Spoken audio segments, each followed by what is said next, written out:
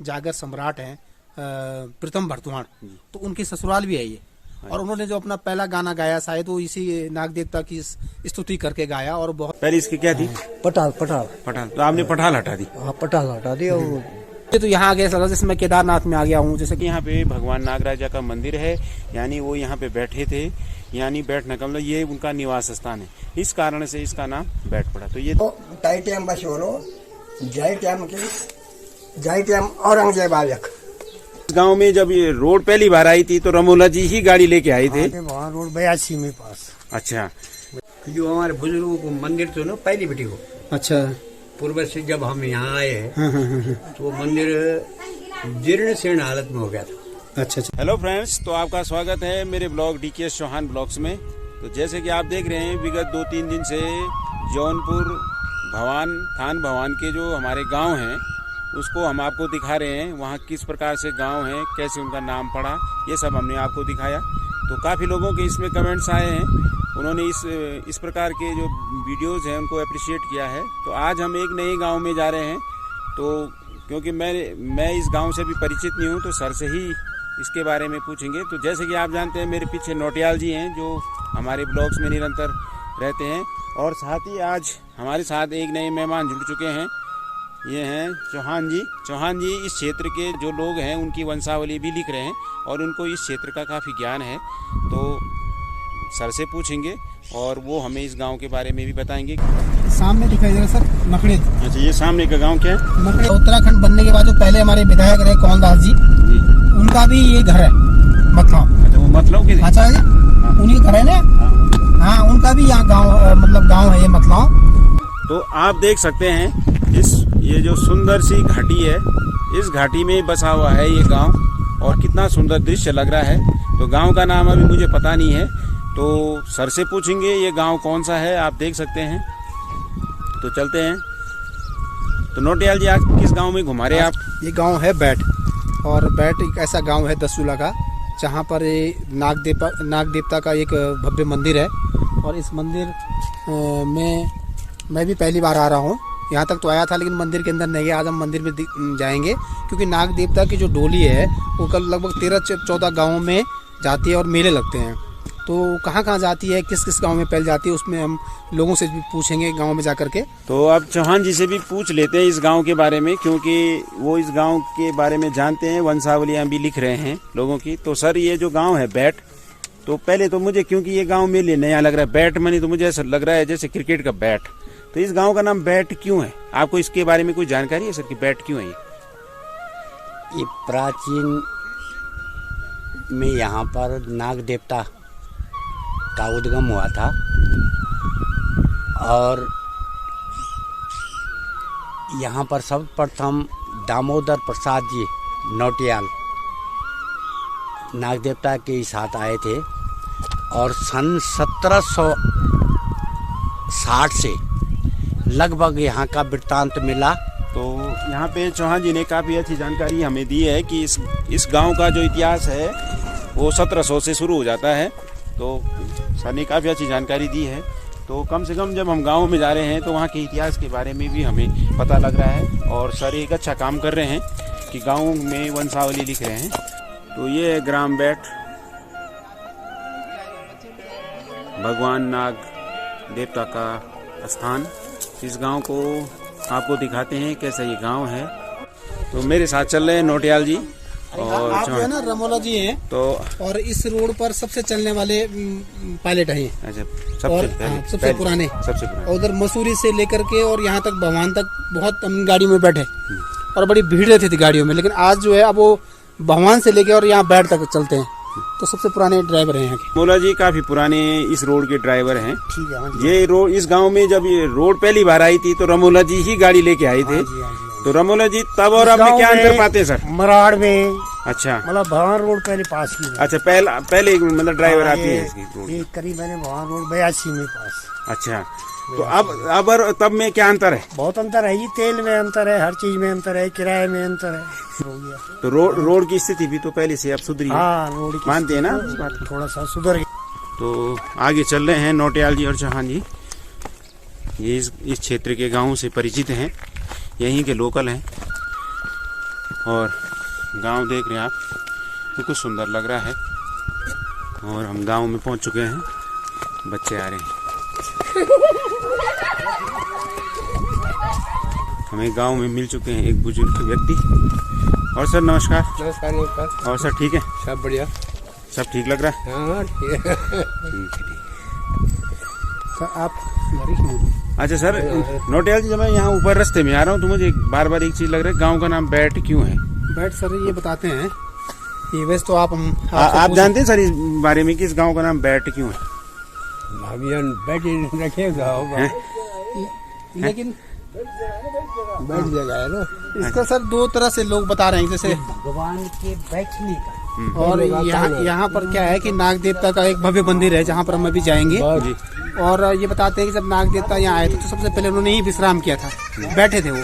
तो क्योंकि 200-300 वर्ष 400 वर्ष पुरानी बात हो गई है, बात हो गई ना, तो उसका बैठ का अपभ्रंश हो गया, वो शब्दों का बैठ का बैठने का मतलब है वो। हाँ, उन्होंने बैठ का को बैठ मतलब हो विश्राम किया था सबसे पहले यहीं पर। जी। तो ऐसे ही बताते हैं। और दूसरे जो है कुछ लोग ये बोलते हैं कि भाई ये जगह बैठी हुई थी। ठीक ठीक। अच्छा, सर कह रहे हैं कि ये जगह यहाँ क्योंकि पहाड़ है, ये थोड़ा नीचे है, बैठी हुई है। मतलब हमारे जो पहाड़ी भाषा में कहते हैं नीचे, ये थोड़ा सा समतल जगह है ये बैठी, इसीलिए इसको बैठ। ठीक है सर, बहुत अच्छी जानकारी दी आपने। तो अब हम जा रहे हैं जो इस क्षेत्र का एक प्रसिद्ध मंदिर है, यहाँ पे एक भगवान नागराजा का मंदिर है। तो आप देख रहे हैं ये मंदिर कितना भव्य लग रहा है, मंदिर बहुत सुंदर है। तो जब भी आप लोगों को समय मिले तो जरूर आइए बैठ गांव में भगवान नागराजा के दर्शन के लिए। आप देख सकते हैं बहुत खूबसूरत मंदिर है ये, और अच्छा प्रांगण भी है मंदिर का। ये है भगवान नाग देवता का मंदिर, जो इस क्षेत्र का प्रसिद्ध मंदिर है। नाग देवता इस क्षेत्र के कुल देवता भी हैं। तो आप देख सकते हैं कि मेरे पीछे कितना खूबसूरत मंदिर है, और ये है भगवान नाग देवता का मंदिर। तो काफ़ी लोगों ने ये मंदिर देखा होगा जो इस क्षेत्र के हैं, लेकिन जो बाहर के लोग हैं वो इस मंदिर से परिचित नहीं होंगे। तो काफ़ी प्रसिद्ध है इस क्षेत्र में ये मंदिर। इस क्षेत्र में मंदिर कैसे बना, किस प्रकार से इसकी स्थापना हुई इस मंदिर की, तो थोड़ा सा इस संबंध में हमारे यहाँ पे चौहान जी हैं, वो जानकारी रखते हैं। तो सर ये श्रुति ज्ञान के अनुसार जो बुजुर्गों ने हमें बताया कि यहाँ पर चौहान, गुलाब सिंह चौहान की एक गायों की छान थी यहाँ पे, क्योंकि इधर उधर यहाँ पे घना जंगल था, आज भी है। तो उन्होंने यहाँ पे अपने गाय चुमाने के लिए एक छान बनाई थी। एक समय की बात है कि नाग देवता किसी भेष में यहाँ पर आए और उन्होंने अपना थोड़ा प्रभाव दिखाया और नाग रूप में यहीं पर स्थापित हो गए। तभी से नाग देवता का यहाँ पे यह मंदिर बना। और चौहान परिवार से और नौटियाल परिवार से देवता का संबंध है कि चौहानों को मैती कहा गया और नौटियालों को पुजारी तब से माने हैं। यहाँ पे चौहान जी ने हमने इस मंदिर में स्थापना कब हुई, कैसे हुई, किस प्रकार से इस मंदिर की स्थापना हुई, कैसे यहाँ पे भगवान नाग स्थापित हुए, उसके बारे में उन्होंने बताया। उन्होंने ये भी जानकारी दी कि जो भगवान नाग हैं, हमारे गढ़वाल में एक शब्द आता है मैती। मैती का मतलब होता है जैसे लड़की जिस घर की होती है या जो उसका मूल घर होता है उसको बोलते हैं मैती। तो चौहान लोग भगवान नाग देवता के मैती हैं, और यहाँ पे जो नौटियाल परिवार है वो इसके पुजारी हैं। तो ये मंदिर ऐसा नहीं रहा होगा। तो इस मंदिर को किसने और कैसे इस मंदिर का जीर्णोद्धार किया, इसके बारे में हमारे नौटियाल जी बताएंगे कि इस मंदिर को किस प्रकार से और कब इसका जीर्णोद्धार किया गया। सर पहले तो मंदिर इस अवस्था में होगा, अब तो काफी खूबसूरत लग रहा है ये मंदिर। बारे में जब हम लोगों से जानकारी ली, पुराना 300-400 वर्ष पुराना मंदिर हो सकता है, वो जीर्ण शीर्ण हो गया था काफी अवस्था में, पठाल का मंदिर होगा। लेकिन 2005 में गांव के लोगों ने और पूरे दसूला क्षेत्र के लोगों ने और विशेषकर बैठ गांव के लोगों ने मिलजुल करके, क्योंकि ये आधुनिक तरीके से जो मंदिर आप देख रहे हैं भव्य मंदिर, ये ऐसा नहीं था, इसका रूप दूसरा था पहले, लेकिन अब वो चेंज हो गया है। और इसमें जो है अब आप देख रहे हैं बिल्कुल आधुनिक तरीके से मंदिर बना हुआ है। इसमें टाइल्स और पत्थर का काफ़ी प्रयोग किया गया है। आधुनिक शैली से बना हुआ है। और मुझे लगता है कि पूरे क्षेत्र ने ही इसके लिए सहयोग किया, जहाँ तक मुझे जानकारी है। और मुझे तो यहाँ आ गया ऐसा लगा जैसे मैं केदारनाथ में आ गया हूँ, जैसे गंगोत्री में आ गया हूँ, जैसे मैं यमुनोत्री में आ गया हूँ, कि मैं चारों धाम गया हूँ। तो मुझे वही अनुभूति वहाँ जो अनुभूति हो रही है यहाँ हो रही है। वैसी ठंडी हवा यहाँ चल रही है ना, वैसे प्रांगण है, सब कुछ वैसे ही है। इतना है कि यहाँ इतनी भीड़ नहीं है, लेकिन उतना ही शांत भी है यहाँ पर, और मन को बहुत शांति मिल रही है मंदिर में आकर के। मैं भी पहली बार बैठ गाँव तो आया था, लेकिन मंदिर तक मैं नहीं पहुँच पाया। तो ये नाग देवता की कृपा है कि हम लोग यहाँ पर आज आप लोगों के बीच में। बिल्कुल सही बात है, जिस पे देवता की कृपा होती है वही उसके दर्शन कर पाते हैं। तो हम लोग सौभाग्यशाली हैं कि आज हम मंदिर तक पहुंचे। तो मेरे पीछे देख रहे हैं आप, मंदिर कितना सुंदर लग रहा है, बहुत शानदार मंदिर है। अगर आप लोगों को वक्त लगे कि इस रूट पे आने का, तो इस मंदिर के जरूर दर्शन कीजिए। और मेरे पीछे है गाँव, यह है बैठ गाँव। ऊपर देख रहे हैं आप, पूरे पहाड़ है, पहाड़ों से घिरा हुआ ये गाँव है। लेकिन बीच में, जहाँ पे ये बीच में ये जगह है, ये समतल है। तो समतल होने के कारण से जो पहाड़ में कहते हैं बैठ, मतलब बिल्कुल थोड़ा बैठी हुई जगह। बैठी हुई का मतलब होता है प्लेन। तो बैठी हुई जगह के कारण से इसका नाम बैठ पड़ा। दूसरा है कि यहाँ पे भगवान नागराजा का मंदिर है, यानी वो यहाँ पे बैठे थे, यानी बैठने का मतलब ये उनका निवास स्थान है। इस कारण से इसका नाम बैठ पड़ा। तो ये दो कारण है जो यहाँ के लोग बता रहे हैं, स्थानीय लोग, कि इस कारण से इसका नाम पड़ा। हमारे क्षेत्र के सर एक लोकप्रिय और पूरे उत्तराखंड के लोकप्रिय जो गायक हैं, जागर सम्राट हैं, प्रीतम भरतवाण, तो उनकी ससुराल भी है ये। और उन्होंने जो अपना पहला गाना गाया, शायद वो इसी नाग देवता की स्तुति करके गाया। और बहुत ही नाग देवता की कृपा उन पर ऐसी बनी कि आज वो पूरे विश्व प्रसिद्ध हो गए और पूरे जागर सम्राट हो गए। पूरे जागर वो अपना पूरे देश दुनिया में उसको गा रहे हैं। तो नौटियाल जी ने आपको एक अच्छी जानकारी दी कि ये जागर सम्राट प्रीतम भरतवाण जी की ससुराल है, जो उत्तराखंड के अपने आप में एक सांस्कृतिक धरोहर है। डोली अच्छा डोली चलती है।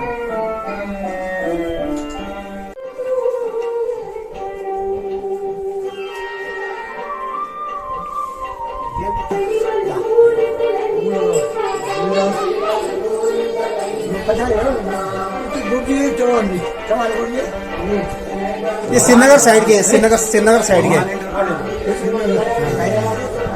श्रीनगर साइड के।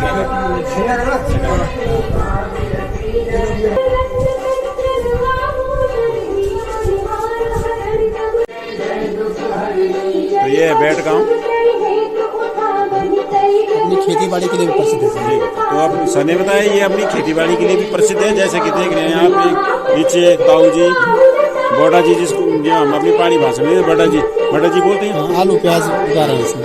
उन्होंने प्याज की खेती है, उसमें वो तराई कर रहे हैं। और आप यहाँ से देख सकते हैं गाँव बहुत सुंदर लग रहा है, बहुत सुंदर लग रहा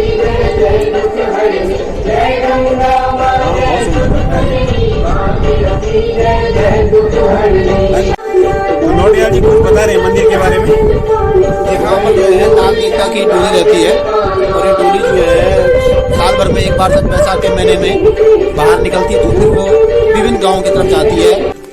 अब पुराने लोग धीरे धीरे कम हो रहे हैं। ये सही नहीं, मेरे कोई पूछ रहा 80 साल के गाँव में 2-3 ज्यादा लोग नहीं है। किसी गाँव में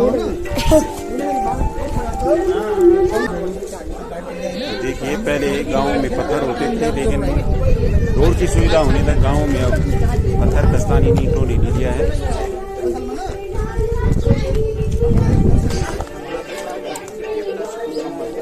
ये पांडव चौक है सर। तो यहाँ पे जो उत्तराखंड का प्राचीन लोक नृत्य है, पांडव लोक नृत्य, वो इस जगह पे होता है। उसके लिए यहाँ पे गांव वालों ने ये चौक बना रखा है। और इस जगह पे आजकल यहाँ पे काम चल रहा है, मिट्टी पड़ी हुई है, लेकिन यहाँ पे पांडव लीला होती है, यानी पांडव अवतरित होते हैं। ये लोगों ने गांव में भैंसे रखी हुई हैं दूध के लिए, और चौहान जी बैठ चुके हैं गांव में।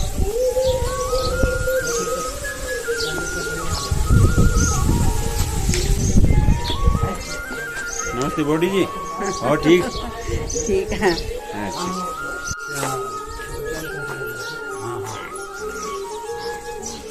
जो हमारे बुजुर्गों को मंदिर तो ना पहली बेटी को, अच्छा, पूर्व से जब हम यहाँ आए हैं तो वो मंदिर जीर्ण शीर्ण हालत में हो गया था। अच्छा। हमारे हाँ बेटा, हमारे बुजुर्ग लोग बताना है कि कैसी बेकरी का पटेल आता है, हम देखी ना खुद जो। हाँ बेटा, आपके टाइम पर है बेटा, जो इससे पहले तो हाँ। तो मैं देखी ना और पहले वो लाकड़ों छाए हुए थे अच्छा अच्छा अच्छा और वो डैमेज हुए पड़े। अच्छा अच्छा जो दर्द को ढंगार को जो मकसद था मेन वो क्योंकि भीतर तो रही नहीं अष्टदास की मूर्तियां हैं बहुत है वो तो तय वजह से जो पूरा ढंगार है गार्डन तक एक उड़ार किया। अच्छा तो तब तक जब था अच्छा तब तभी तो बनाया ये था ये वहाँ पहले अच्छा अच्छा अच्छा दिखा रहे हैं सर ये यहाँ से मंदिर पहले वाला की फोटो जो दिखाई दे रहा है इससे पहले ऐसा था ये मंदिर जी इसका जीर्णोद्धार किया गया और इससे ये पहले जाए टाइम औरंगजेब आयक एक शासन आयक टाई टाइम बस टाई टाइम बस सही कह रहे हो। हाँ तो उस टाइम जो है ये सही बोल रहा तब जो कुंड का हमारा जो आप बोल रहे हैं ना 1700 जो हम पकड़ रहे हैं ना लगभग वही स्थिति है। हाँ और पहाड़ी इलाका था ये कोई मन खिन तो यू देवता जो था हमारो ये द्वापर में जब कृष्ण भगवान ने यमुना में भेजे नाग ये सब के जाओ उत्तराखंड में तुम्हारी पूजा होती तो ये सब नाग हमारे पहाड़ी जो संसर नाग इनकी कोई कत्ती गाँव गाने तो संसर नाग उस हिसाब से मतलब ये पहाड़ों का अस्तित्व तो तब से ही है यानी पहले लोग रहते होंगे कृष्ण काल से ही। अब जैसे ना जैसे आप बोल रहे हैं एक जैसे बहुत सारे नाग हैं अब जैसे वहाँ है वो प्रताप नगर में वो सेम मुखिम वो ऐसे अलग अलग नाग देवताओं के अलग अलग मंदिर अलग अलग नामों से हैं तब जब उनको मुताबिक भी नाग अलग अलग नामों से जब उनको मुताबिक भी नाम चेंज हो गए देवताओं को नाम भी पड़े तो हमारे नाग जो आए थे बैठ बैठे ना सिर्फ काश्मीर बासु के तार काश्मीर में काश्मीर में चले वो तक हम ठीक है वो चले वो गए यहाँ गिरे वो बनाल पट्टी में बनाल पट्टी फुंडू चीन को बॉर्डर फुंडू हिमाचल ये थे उन लोग हमें थे टाई कुछ दिन तक रहे तब यहाँ थोड़ा बस है थोड़ा मन की बात तो बनानी नागदेव बोलते हैं ना राजगढ़ी नहीं जो राजगढ़ी बना रहे पट्टी में ऐसा कह सकते हैं जहाँ जहाँ नागदेव तो रुके मतलब तो वहाँ उनका स्थान बनता है यही तो मतलब है। तो अभी इस मौसम में लगभग कई जगह गर्म हो चुका शुरू लेकिन अभी भी देख रहे हैं इस गांव में बहुत ठंडा है और शाम होते ही यहाँ बहुत ठंडा हो जाता है लोग अंगीठियाँ जलाना शुरू करते हैं। तो इतना ठंडा है कि यहाँ अंगीठी जला रहे हैं लोग शाम के लिए ऐसा है। चलते हैं ठीक है सर ठीक है आज और जगह जाए ठीक है मैं अब यहीं से जाऊँगा ठीक है फिर है। हाँ ये घर जो है शांति प्रसाद नौटियाल का घर है और ये इनके पिताजी जो है राजा के ज़माने में पटवारी होते थे। आप जानते हैं कि राजा के ज़माने में पटवारी का क्या महत्व था है ना स्वर्गीय विद्यादत्त हाँ स्वर्गीय विद्यादत्त जी और इस इलाके के फेमस आदमी थे वो और उन्होंने अपने क्षेत्र के लिए काफ़ी कुछ किया और पूरे इलाके में उनका एक वो था कि नाम था और ये उनका पूरा घर ही आप यहाँ से वहाँ तक देख सकते हैं लंबा चौड़ा पूरा घर इनका है काफी बड़ा घर है ये और जो हमने थान में कुठार देखा था ये उसी का रूप है लेकिन इसमें उन्होंने ऊपर से चादर डाल दी आप देख रहे हैं। इसकी क्या थी पटाल तो आपने पठाल हटा दी। हाँ पटाल हटा दिया वो लगा दिया। अच्छा तो अनाज रखा है इसके अंदर अभी हाँ है उसमें चौलाई है वो। अच्छा चलो देखते हैं फिर कैसा है। राजा के जमाने में वो पटवारी थे तो उस समय पटवारी होना बहुत बड़ी बात थी और ये घर की रौनक से ही लग रहा है कि वो उस समय के इस क्षेत्र के काफी बड़े नामदार रहे होंगे। घर से ही देख सकते आप कितना सुंदर घर है तो घर से देख सकते हैं आप कितना खूबसूरत है आधुनिक और प्राचीन दोनों तरीके का इसमें मिक्सअप है। नीचे टाइलें लगी हुई हैं और जो ये इसको क्या बोलते हैं ये जो लगी है इनको क्या बोलते हैं खम्बा जिसमें ये लकड़ी की हैं और इसमें देवदार की लकड़ियों से ये बना हुआ है और प्राचीन खम्भ। अच्छा प्राचीन खम्भ बोलते हैं इनको और इसमें आप देख रहे हैं तरीके से कई तरीके से नक्काशी की हुई है और बहुत सुंदर लग रही है। तो आपको ये और भी दिखाता हूँ आगे तक है ये काफी बड़ा घर है ये आप देख सकते हैं।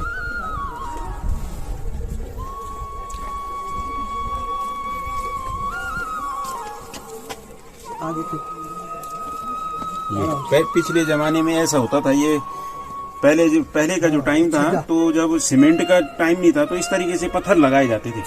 क्या बोलते इसको छज्जा सर ना तो ये छज्जा है ये पत्थरों का बना हुआ है।